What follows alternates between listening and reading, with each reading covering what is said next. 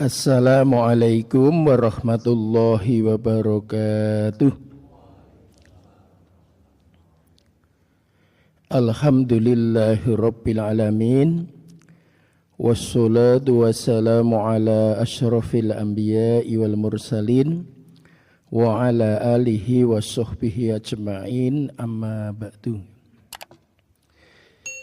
Ibu-ibu beserta bapak-bapak jamaah Masjid Besar Sleman Kota yang kami hormati, alhamdulillahirabbil alamin, kesempatan pada pagi hari ini kita masih diberikan kekuatan, taufik serta hidayahnya sehingga bisa bersama-sama melaksanakan sholat subuh berjamaah.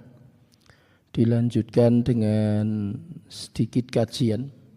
Mudah-mudahan dengan kajian nanti bisa menambah keimanan serta ketakwaan kepada Allah Subhanahu wa ta'ala. Amin ya rabbal alamin. Sholawat serta salam semoga selalu tercurah kepada junjungan kita Nabi besar Muhammad sallallahu alaihi wasallam yang besok akan kita mohonkan syafaatnya, dan dengan syafaat beliau insya Allah dosa-dosa kita diampuni, amalan kita diterima, sehingga kita dimasukkan ke dalam surganya Allah Subhanahu wa ta'ala. Amin ya rabbal alamin. Ibu-ibu beserta bapak-bapak yang kami hormati,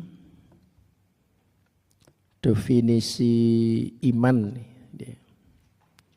itu al-imanu akadum bil qalbi wa ikrarun bil lisani wa amalun bil arkan. Iman itu keyakinan di dalam hati, diikrarkan secara lisan dan dilaksanakan dengan anggota badan.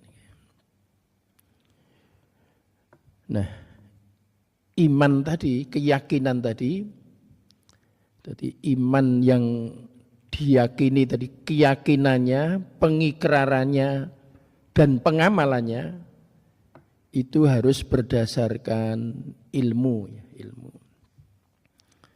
Jadi Profesor Dr. Mukti Ali itu pernah mengatakan, dengan agama hidup menjadi terarah, dengan ilmu hidup menjadi mudah, dengan seni hidup menjadi indah. Jadi ada 3 ya. Dengan agama hidup menjadi terarah, dengan ilmu hidup menjadi mudah, dengan seni hidup menjadi indah. Jadi ada pernyataan Profesor Mukti Ali. Ibu-ibu beserta bapak yang kami hormati, maka iman yang kita, keimanan yang kita terapkan dalam diri kita itu, yakin itu ada dasar ilmunya. Apa yang wajib diyakini umpamanya? Yakin kepada Allah. Ya dasarnya ada. Umpamanya tentang laisal biro antuwalu wujuhakum kibalal masyriqi wal maghrib dan selanjutnya, dulu pernah saya sampaikan. Yakin kepada Allah, malaikat dan selanjutnya, itu ada dasarnya. Nah, dasar ilmunya itu apa? Al-Quran atau hadis ya. Kalau Al-Quranul Karim itu tingkat kebenarannya mutlak, atau orang sering menyebut dengan absolut. Absolut, tingkat kebenarannya absolut, mutlak, qat'i, jadi seluruhnya diyakini benar. Jadi seluruh ulama tidak ada yang mempermasalahkan bahwa Al-Quran 114 surat 30 juz itu semuanya benar dan tingkat kebenarannya adalah mutlak.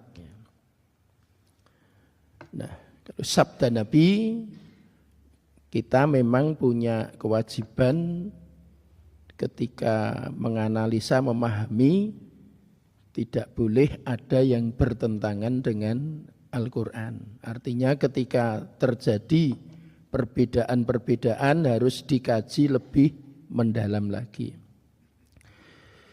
Ibu-ibu beserta bapak yang kami hormati, kita 5 kali sehari melaksanakan sholat 5 waktu ya. Jadi subuh di pagi hari ya, duhur di siang hari, asar di sore hari, maghrib di petang hari, malam di ngisak di malam hari, itu juga seluruhnya ada ilmunya. Jadi kalau sudah berdasarkan ilmu, maka keyakinan tadi harus dilatih ya. Nah, memang yang paling berat yakin itu untuk memulainya. Jadi, maka kadang-kadang untuk memulai untuk diri kita sendiri itu diperbolehkan, untuk diri sendiri itu sedikit dipaksakan ya. Untuk diri sendiri.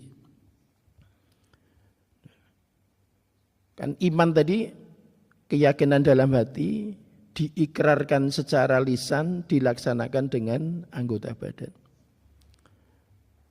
Ya, mau melaksanakan subuh, bangunnya begitu berat umpamanya. Tidak apa-apa, dipaksakan bangun, ya gitu bangun. Ya. Terus rasanya masih ya lihat-liut, ya dipaksakan segera melangkah, ya gitu. Melangkah itu masih rodo rasa-rasa ya. Dipaksakan segera wudhu. Habis wudhu saja masih mikir salat di rumah atau di masjid. Ya dipaksakan untuk kakinya melangkah sampai di masjid. Sudah di depan masjid saja masih agak berat mau masuk. Paksakan badannya itu untuk melangkah ke masjid, untuk menuju di masjid. Itu untuk diri sendiri. Kalau ilmu sudah ketemu ya ilmunya, maka untuk melaksanakan itu boleh, untuk diri sendiri itu dipaksakan. Termasuk mengucapkan kebaikan ya, ya. Sudah jelas ilmunya ada di dalam Al-Quran. Nah, dalam Al-Quran sudah menyatakan bahwa Allah itu esa, Allah itu satu. Di mana-mana ya kita harus berani mengatakan ya, Islam meyakini bahwa Allah itu esa. Dalilnya qul huwallahu ahad. Jadi al-imanu aqdum bil qalbi wa iqrarun bil lisani wa amalun bil arkani. Jadi iman itu keyakinan di dalam hati, diikrarkan secara lisan dan dilaksanakan dengan anggota badan. Jadi tiga-tiganya ini berjalan bersama-sama. Tapi sekali lagi didasari dengan ilmu. Nah, soal cara penyampaian itu bisa seni ya, seni tadi. Maka seni ini supaya menjadi indah, maka kalau di kalangan anak-anak, taman pendidikan Al-Quran, taman kanak-kanak Al-Quran, nah seninya biar diterima oleh anak-anak itu lantas ada tepuk-tepuk, gitu. Ada bernyanyi dan lain sebagainya. Yang terkait dengan bernyanyi, itu ada seni suara, ada seni tari, seni patung dan lain-lain. Ada kaidah ya, jadi yang 5 sudah pernah saya sampaikan, nanti saya tambah 2 ya. Yang 5 saya ulang sekilas ya. Yang pertama, kaidah pertama itu al-umuru bimaqasitiha. Segala urusan itu tergantung maksudnya atau niatnya. Artinya seorang muslim harus punya niat yang baik. Niat yang baik itu ukuran baik ditentukan dalam Al-Quran dan Sunnah ya. Kalau dikejar taraktu fikum amroini ma intamasaktum bihima lan tadilu abada kitaballah wa sunnatan nabi. Jadi ukuran jadi ya, ukuran kita mengatakan baik itu sehingga kita melaksanakan itu harus punya maksud baik ya. Artinya seorang muslim tidak diperbolehkan melaksanakan punya niat tidak baik itu tidak boleh. Saya pernah menyampaikan kebacut duwe niat sing ora apik. Waduh. Niat apik ning wis kebacut. Yang penting jangan dilaksanakan. Jadi urut-urutannya begitu. Niat itu harus baik. Wah, kebacut makcul ngomong. Ya jangan dilaksanakan. Kaidah kedua, ya, biar nanti sambung dengan berikutnya. Al-yakinu la yuzalu bisyakki. Keyakinan itu tidak bisa dikalahkan dengan keraguan-raguan. Jadi kalau kita sudah yakin Quran itu seperti ini, sudah yakin ilmunya sudah kita pelajari, tuntunan Nabi itu seperti ini, dalil sudah ditemukan. Ya keyakinan itu jangan sampai terkalahkan oleh hal-hal lain. Yang ketiga, al-masyaqqatu tajlibu ataisiro. Kesulitan itu akan mendatangkan kemudahan. Jadi berjuang di dalam Islam memang kadang-kadang nggih gajluk ngiwa, gajluk nengen tantangannya itu ya macam-macam. Sebagai orang tua kadang-kadang ya harus mempertimbangkan berbagai hal terkait dengan kesibukan mengurusi anak, bertetangga dan banyak sekali. Ya. Belum dengan mungkin yang sebagai orang dah berkeluarga ada pertimbangan dengan besan dan sebagainya. Ya, saya akan ambil contoh. Ya. Adzan duhurnya 11:30 umpamanya. Jam 11 itu besan datang, Pak. Wah, besan datang jam 11. Padahal kita sudah persiapan ke masjid. Langsung ninggal ke besan kok yo ora pas, mongko ado-ado. Nek njut ora ning masjid dhuwur, gek daleme cerak napa? Masjid itu yo ilmune ku diulah betul itu. Nah. Artinya apa? Ya besan diberitahu. Datang sederek-sederek sedaya, monggo ndang lenggah, ndang ngunjuk. Niki sekedap melih badhe wonten adzan duhur. Ya disampaikan apa adanya. Karena apa? Ya ilmunya sudah jelas. Ilmunya sudah jelas. Jadi ketika sudah yakin, jadi ilmunya sudah jelas, dalilnya sudah jelas, ya kita harus berani mengucapkan. Ora lanjut malah. Kan le salat isih bendino. Bisane le moro ora bendino. Paling setahun pisan, ya pisan-pisan rak tak neng masjid rak yo masyarakat do maklum nek aku ra mangkat mergo ana pisan ya gitu pisan kok pindho adine moro, nomor 3 kakangne, nomor 4 lama-lama menjadi kebiasaan menjadi tidak baik. Maka kesulitan itu akan mendatangkan kemudahan selama kita terapkan dengan ilmu yang benar tadi maka akan bisa itu. Yang keempat ad-dararu, mohon maaf ya. Ad-dararu yuzalu. Dararu itu bahaya maksudnya. Barang bahaya itu harus dihilangkan. Artinya kalau kita sudah tahu ini bahaya, ya jangan didekati. Mengucapkan seperti ini itu bahaya, ya jangan diucapkan. Ya. Melaksanakan seperti ini itu wah bisa bahaya. Maka ad-dararu yuzalu itu bahaya itu harus dihilangkan. Tentu saja berdasarkan ilmunya. Berdasarkan kajian saya selama saya ngaji, disampaikan oleh ulama, disampaikan oleh ustadz guru ngaji, bahwa seperti ini tidak boleh, ini bahaya. Maka ketika kita bertemu seperti itu ya kita yakin, oh ini bahaya, maka harus kita tinggalkan. Yang kelima, Al-adatu muhakkamatun. Al-adatu muhakkamatun. Adat kebiasaan itu menjadi hukum.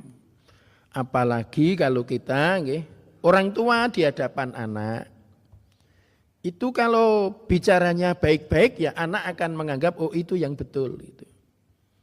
Tapi kalau orang tua setiap bicara di hadapan anaknya itu hal-hal yang sebenarnya tidak sesuai dengan Al-Quran, itu oleh anak ya dikira itu yang betul. Maka apa yang kita bicarakan itu akan menjadi hukum. Bapak-bapak, ibu-ibu kalau jadi pengurus koperasi, pas berada di hadapan anggota, itu seluruh yang diucapkan harus berdasarkan kaidah-kaidah koperasi yang benar. Yo nek nyilihke iki yo nagih. Nyilihke duit kewajibane yo nagih. Sing utang kewajibane nyaur. Tapi jangan sampai jadi pengurus di depan anggota rado nyaur ya ora apa-apa. Wah wis kalimat yang tidak boleh, kalimat tidak boleh. Menjadi hukum nanti nek kabeh pengurus ning ngarepe anggota ting cerblung gek kaya guyon nanti itu tidak diperbolehkan. Ya. Jadi karena apa? Adat kebiasaan itu akan menjadi hukum, apalagi ada kaitannya dengan masalah kelembagaan dan lain sebagainya. Jadi maka ada aturannya. Ibu-ibu, Bapak yang berhormati, kita sambungkan. Kemarin kami sudah mengawali, ini biar sambung nanti kaitannya. Kemarin kami sudah mengatakan tentang peristiwa yang terjadi atas Nabi Ibrahim. Ibrahim. Pada waktu itu ayahnya beserta kaumnya itu menyembah berhala. Apa yang sudah dinasihatkan oleh Ibrahim dengan kata-kata, ya, dengan kata-kata itu boten mempan. Maka akhirnya Nabi Ibrahim itu bertindak dengan strategi yang luar biasa. Jadi patung-patung yang menjadi sesembahan itu, ya caranya pada waktu itu yang paling tepat. Ya. Kalau itu dalilnya ya juga ada. Khatibun nas ala qadri ukulihim. Ya. Khatibun nas ala qadri ukulihim. Jadi menyampaikan syariat, ajaran agama, petunjuk kepada orang lain itu kita pahami pola yang terjadi, pemikiran yang terjadi, model sikap yang terjadi di masyarakat seperti apa. Nah, zaman Nabi Ibrahim ini swara niku mboten anu Pak. Ucapan itu mboten mempan. Maka yang paling tepat ya patungnya yang dirobohkan. Akhirnya patungnya dirobohkan. Nah, dan Nabi Ibrahim dalam konsepnya ini yang bisa menjelaskan kepada kaumku memang ya benda-benda yang disembah ini sebagai peralatan. Maka setelah dirobohkan disisakan satu, dan yang disisakan itu yang paling besar. Dan Nabi Ibrahim sudah punya konsep ketika merobohkan seluruh patung selain yang paling besar itu. Ketika ditanya oleh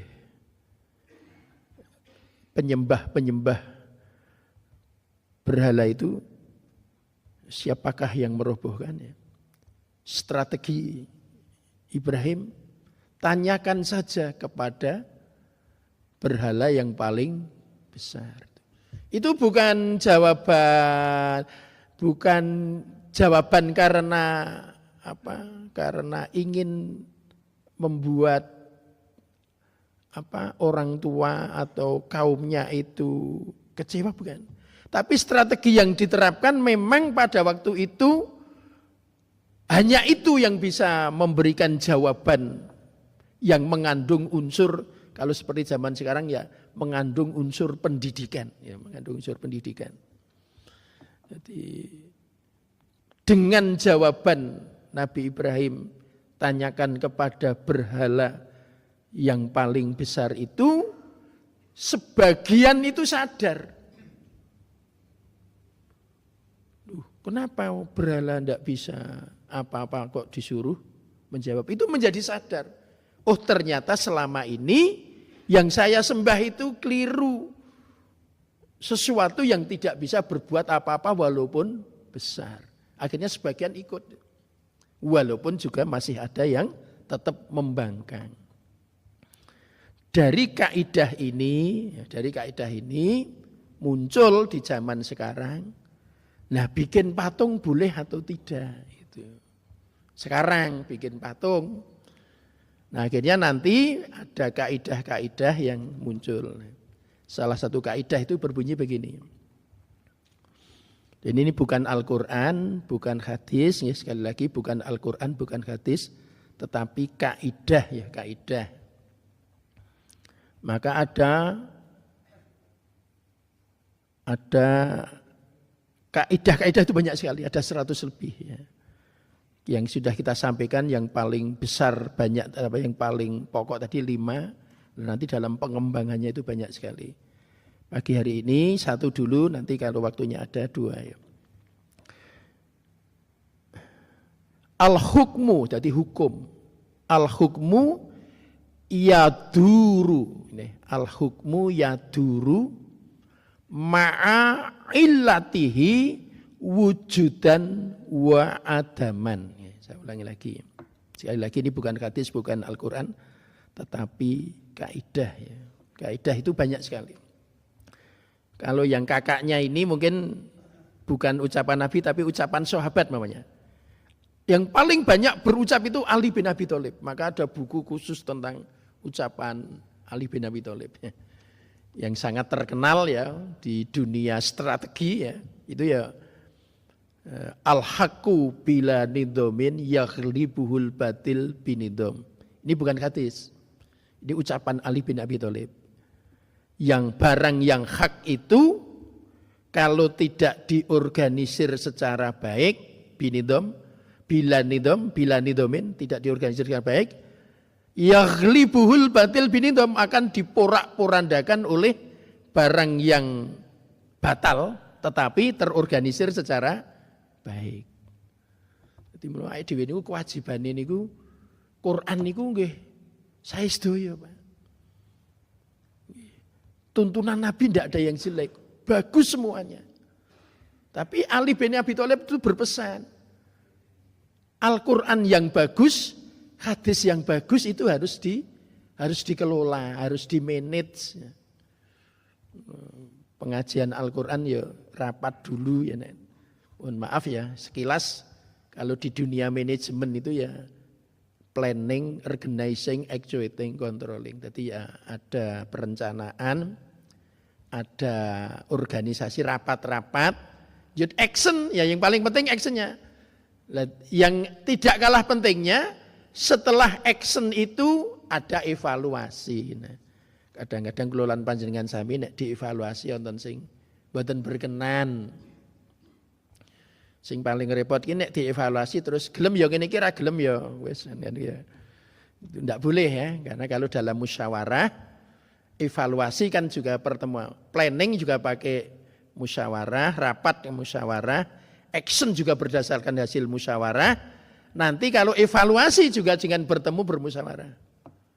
Ciri orang dewasa dalam berorganisasi adalah bagi bapak-bapak, ibu-ibu yang sampun asring berorganisasi, orang berorganisasi itu dianggap sudah dewasa kalau pendapatnya dipakai ya, boten sombong.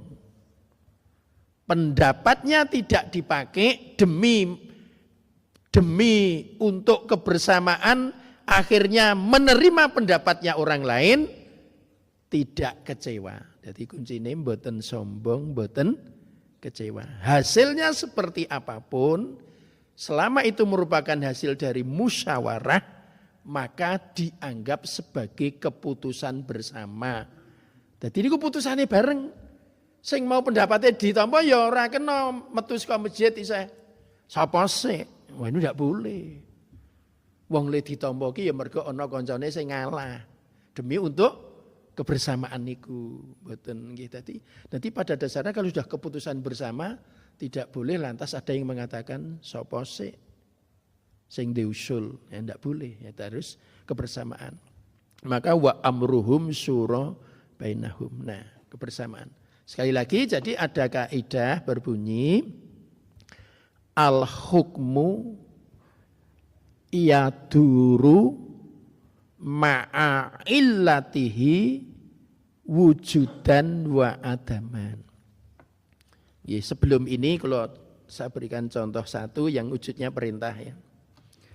Di Al-Quran ada aqimis sholah wa atu zakah, perintah sholat, perintah puasa. Yuk perintah zakat, perintah sholat, perintah zakat. Sebentar lagi kita ya ayyuhalladzina amanu kutiba alaikumusiyam kama kutiba alal ladzina min qablikum la'allakum tatakun. Ada perintah puasa dan selanjutnya.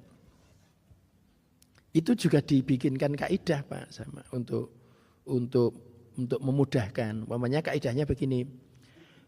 Al aslu fil amri lil wujub. Mohon maaf. Sekali lagi kaidah ini bukan Al-Qur'an, bukan hadis, tapi untuk menjelaskan piye carane ngecake dalil itu al aslu fil amri lil wujub.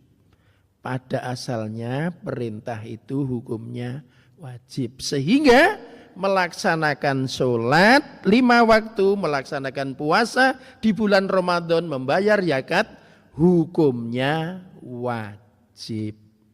Terus bagi yang melaksanakan maka muncul, bagi yang melaksanakan maka mendapat pahala, bagi yang tidak melaksanakan berarti mendapat dosa.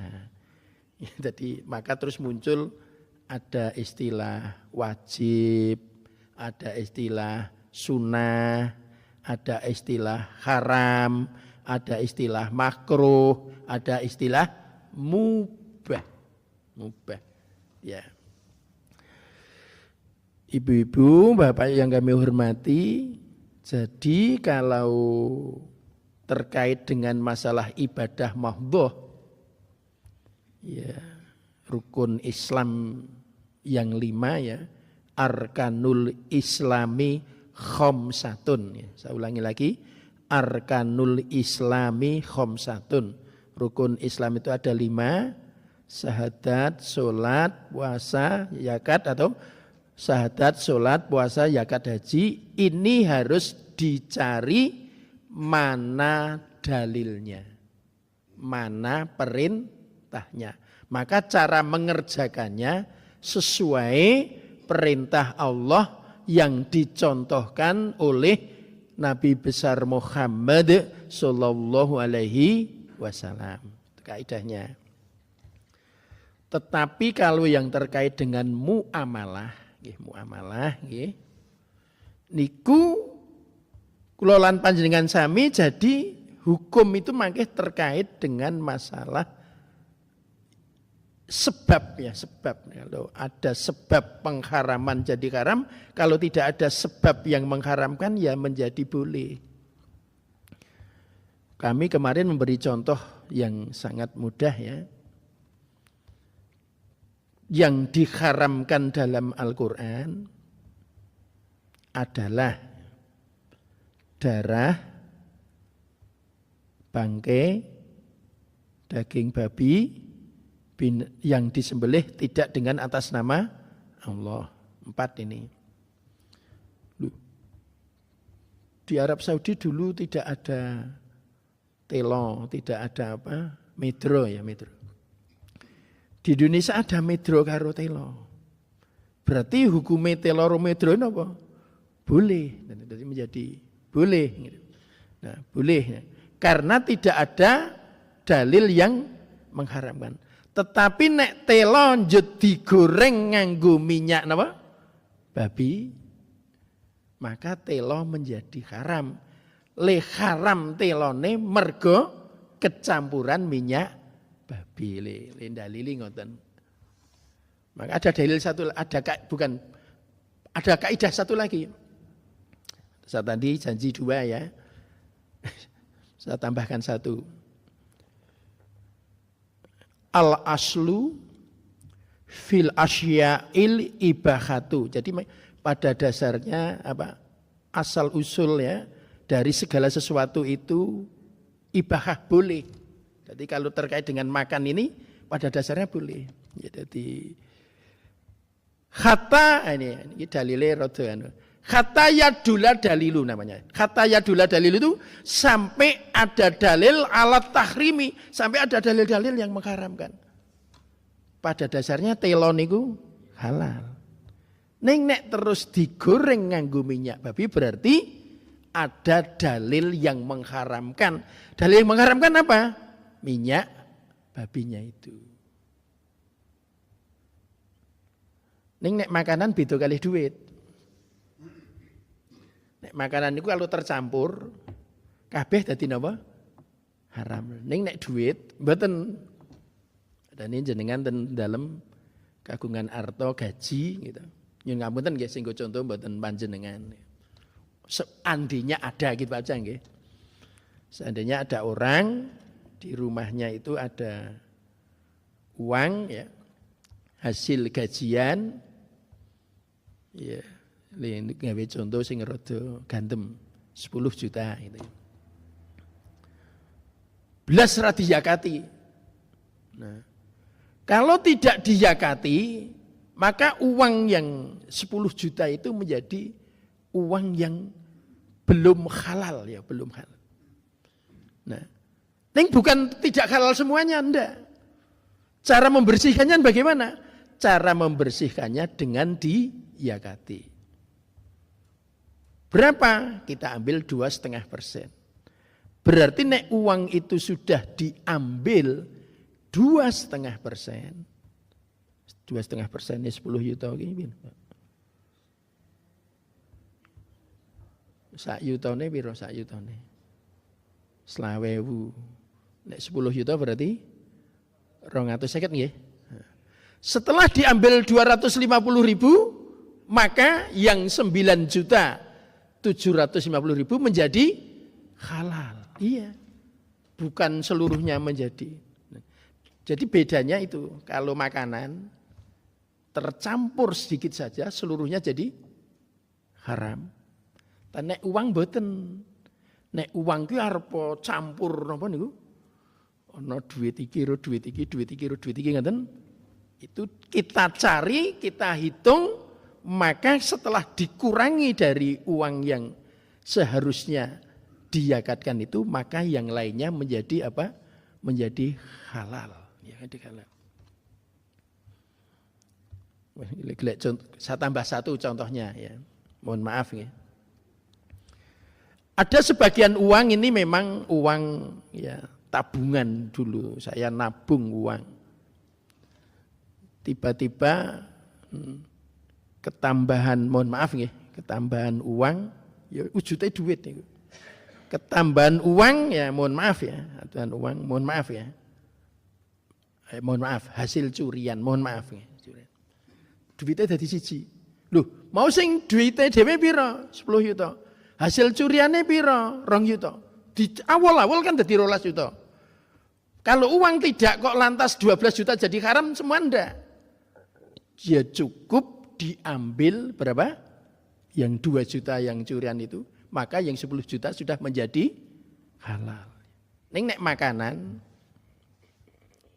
telo 10 kilo digodok gitu. Digoreng ketambahan minyak babi seliter. Goreng kabeh, maka 10 kilo tela itu menjadi haram dan tidak bisa dipisahkan. Ini beda nek duit kalih niki benten. Hanya saya pernah mendapat pembelajaran itu begini, Pak. Ya, kami masih belajar pelan-pelan. Kula dadi pegawai di sebuah lembaga ekonomi umpamanya.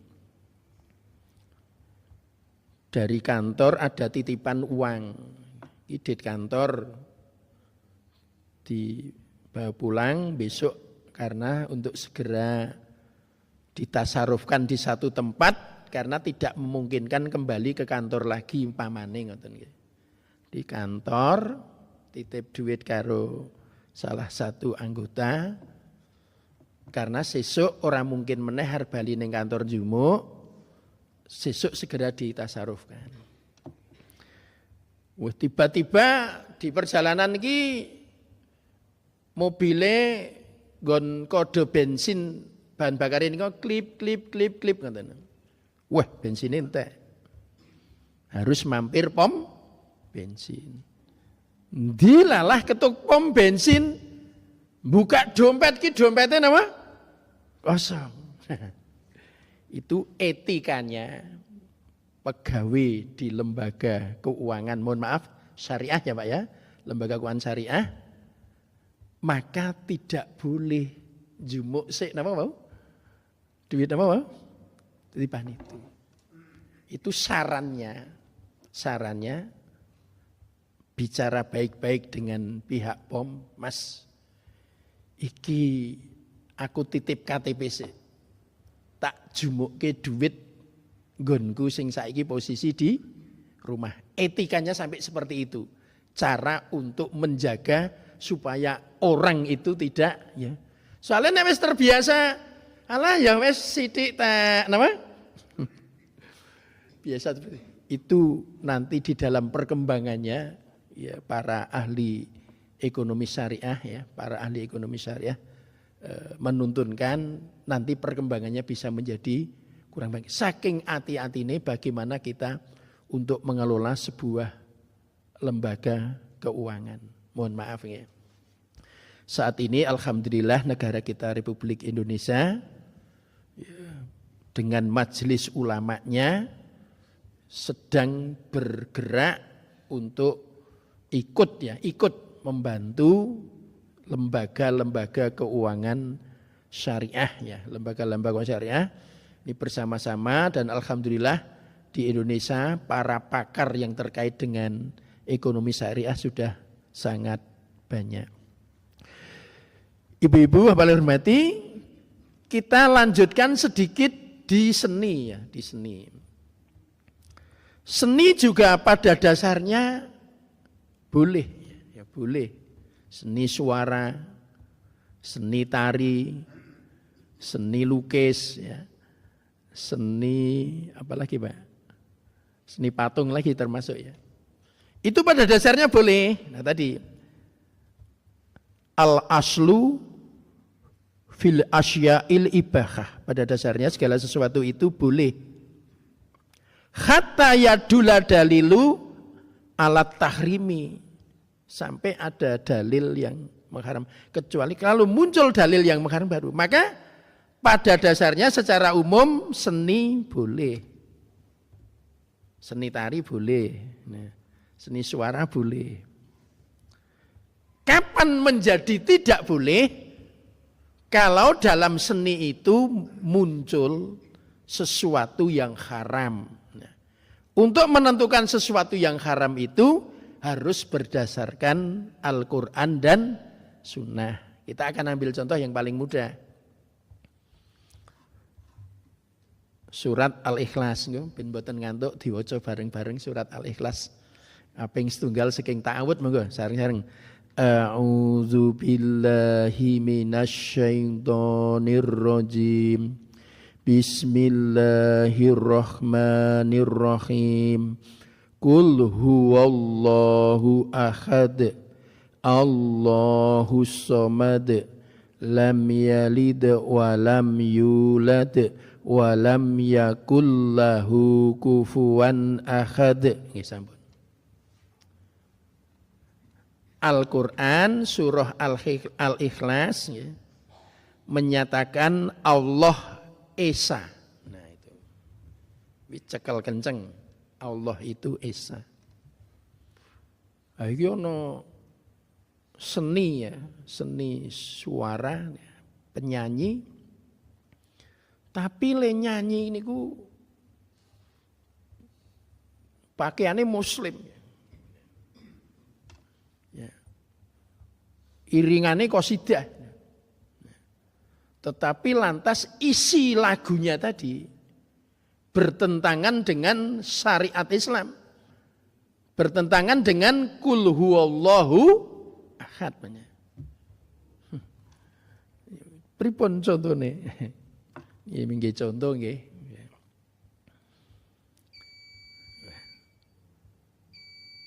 Contone niku ngeten. Ya.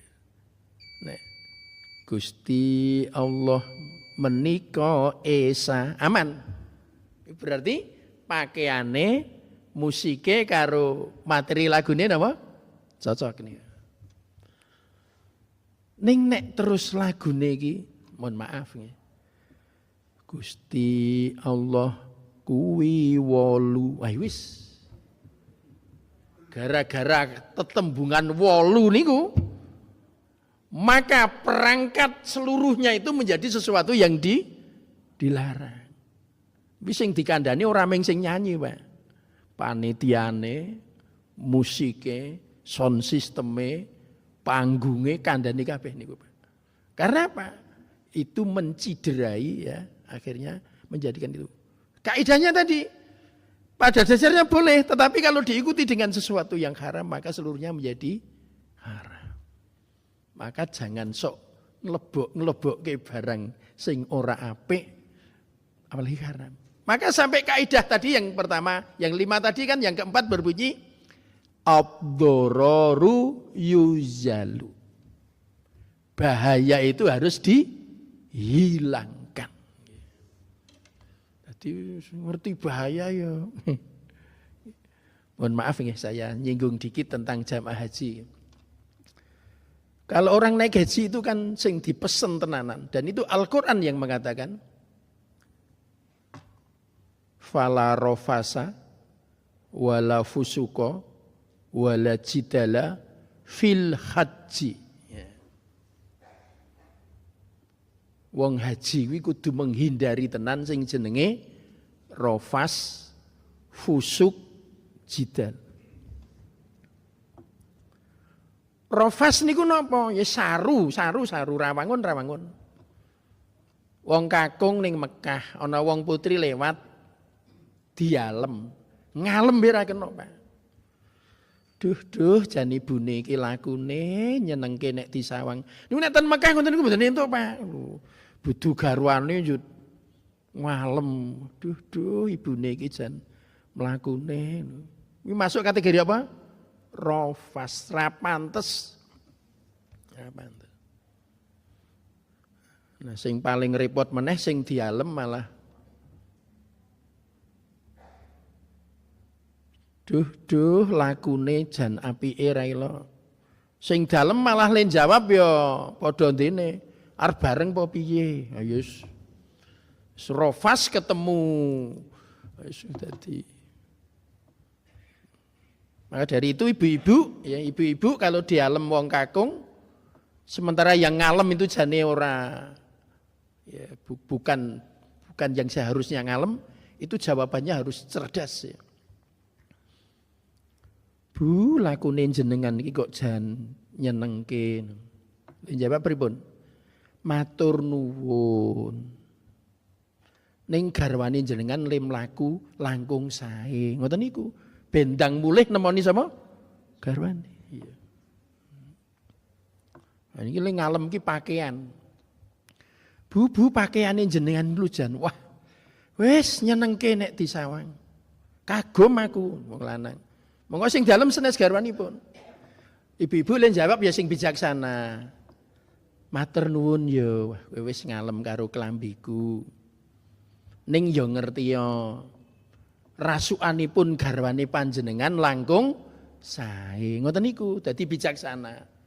Nek langsung nyentak ya serasa aneh-aneh ngono ku ya wong lanang kok ndak semaput ngenggon semaput ngenggon. Itu namanya masuk kategori apa? Rofas, mboten mantes. Nek fusuk niki wis rada Jadi fusuk niku napa? Fusuk niku durhaka ya, fusuk ya.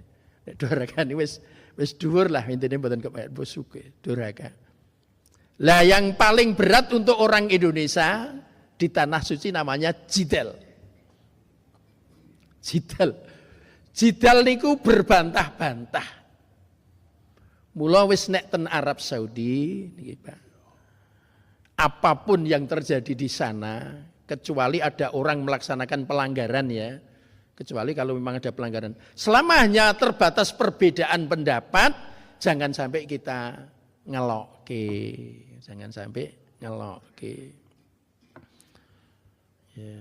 Karena kalau terlalu banyak bicara yang tidak ada kaidahnya, nanti bisa berlanjut tidak baik. Saya berikan contoh satu ya. Ono wong kakung dilalah punya kebiasaan kalau di rumah niku kuncine lali. Nyinggahi kunci lali. Nah, ketuk Arab Saudi dilalah ya lali meneh kuncine. Karena lali akhirnya tentenan suami istri lening Masjid Nabawi terlambat. Ya. Akhirnya dadi makmum masbuh. Pulang dari Masjid Nabawi sing kakung mau ngelokke istrine. Kowe iki cen ora ning Indonesia ora ning kene. Lalen ming kunci we ora ketemu. Kuwi ngelokke ngoten niku nggih pun asing putri le jawab ya pinter. Asing ngejak kaji ya sapa? Wah wis dadi napa? Nah, maka harus hati-hati sekali maka sampai itu Allah yang berfirman itu Allah fala rafasa wala fusuqa wala jidala fil haji. Surat mau berbantah-bantah. Nah, itu kudu dilatih ketika di tanah air. Maka sebelum berangkat haji kita harus berlatih di rumah itu jangan eyelan. Jadi berbantah-bantah tidak boleh. Yang dianjurkan dalam Islam namanya bermusyawarah. Bahkan di dalam Islam juga tidak boleh yang namanya ngerasani, ngelek-elek, ya. Tapi harus dibedakan antara musyawarah dengan bergunjing. Ya, sedikit ya ini terakhir ya. Waktunya habis nih. Kalau bergunjing ya itu membicarakan aibnya orang lain, ya saya ulangi. Bergunjing itu membicarakan aibnya orang lain berdasarkan fakta. Jadi fakta memang berbuat jelek. Orang lain memang berbuat jelek. Tapi tujuannya supaya kejelekannya itu dikenal oleh orang banyak. Jadi memasyarakatkan eleke tanggane. Kepareng napa mboten niku? Mboten kepareng. Tidak boleh diibaratkan seperti memakan bangkai saudaranya sendiri. Ngaten niku. Niku bergunjing. Tetapi kalau yang dibicarakan itu tidak betul, jane tanggane iki tumindak apik. Ning dhek iki pancen kepingin menjatuhkan nama baiknya. Sehingga kemana-mana dia mengatakan bahwa dia jelek. Berarti membicarakan kejelekan tetangganya tetapi fiktif. Fiktif itu apa? Jane ora ning dheke ngomongke ngono kuwi. Jenenge fiktif. Kalau dia mengatakan jelek kepada orang lain, membicarakan kepada siapapun tentang orang lain yang sebenarnya berbuat baik dengan jelek, namanya fitnah. Tenggen Al-Quran muncul dua kata berbeda. Al-fitnatu asyaddu minal qatli. Ada yang al-fitnatu akbaru minal qatli. Fitnah itu lebih besar dosanya dari pembunuhan. Fitnah itu lebih kejam daripada pembunuhan, fitnah itu lebih besar dosanya dari pembunuhan itu. Nek musyawarah napa? Musyawarah itu membicarakan sesuatu yang membicarakan itu untuk kebaikan bersama. Seandainya yang dibicarakan itu tentang orang yang berbuat tidak baik, maka pembicaraan itu dalam rangka untuk membantu, untuk menyelesaikan problem supaya tetangga tadi tidak berbuat yang tidak baik. Tadi nek tujuannya memperbaiki, masuk kategori musyawarah. Mula jeng bulan Ramadan nek jenengan dadi ketua RT apa dadi ketua RW, awan-awan jam 12 rapat ngerapatke anggotane sing keset kerja bakti boleh. Lalu tanggane dhewe kok nek kerja bakti keset iki mboten ngrasani. Ning rapat dengan harapan ben tanggane sregep napa? Kerja bakti boleh. Takmir masjid awan-awan poso-poso rapat. Boleh ngerapatke untuk kebaikan bersama orang juk titik-titik dilokke napa? Ngrasani bergunjing. Kalau tujuannya untuk kebaikan itu diperbolehkan. Ibu-ibu beserta Bapak yang hormati sudah lewat dari suruk tambah 10 menit. Besok bisa kita lanjutkan lagi. Sudah kita tambah 2 kaidah. Yang besok kita insya Allah ya pelan-pelan sedikit demi sedikit. Dan kaidah-kaidah itu memang bantuan dari para alim, para ulama. Supaya kita lebih mudah untuk memahami syariat agama Islam. Kalau tentang maqasidus syariah yang pernah saya sampaikan, memang syariat itu dituntunkan itu untuk menjaga agama, menjaga jiwa, menjaga akal, menjaga keturunan, menjaga harta. Besok bisa kita lanjutkan, monggo dipun syukuri sarengan dengan doa akhir majelis. Subhanakallahumma wa bihamdika asyhadu alla ilaha illa anta astaghfiruka wa atubu ilaik. Alhamdulillahirabbil alamin. Assalamualaikum warahmatullahi wabarakatuh.